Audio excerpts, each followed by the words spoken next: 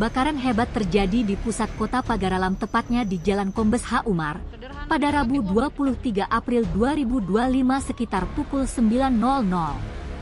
Sebuah rumah toko atau ruko dilalap si jago merah dengan kobaran tinggi menjulang dari lantai 2 bangunan. Petugas pemadam kebakaran dibantu TNI dan Polri bersama warga sekitar berjibaku memadamkan kobaran api yang nyaris meluas ke bangunan di sekitarnya. Belum diketahui pasti penyebab kebakaran maupun jumlah kerugian yang ditimbulkan. Proses pemadaman berlangsung cukup dramatis karena kobaran api terlihat besar di bagian atas ruko, sementara warga berusaha membantu dari sisi bawah. Seorang warga sekaligus pengguna jalan yang sedang melintas, Hidayat, mengaku terkejut melihat kepulan asap tebal di tengah kota. Petugas damkar yang datang tak lama kemudian langsung melakukan penyemprotan dari dua sisi bangunan.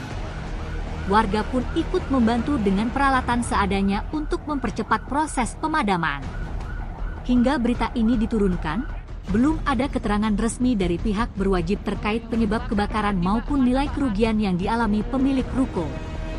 Aparat kepolisian telah memasang garis polisi di sekitar lokasi dan melakukan penyelidikan lebih lanjut. Tim Liputan Sumsel Update TV melaporkan.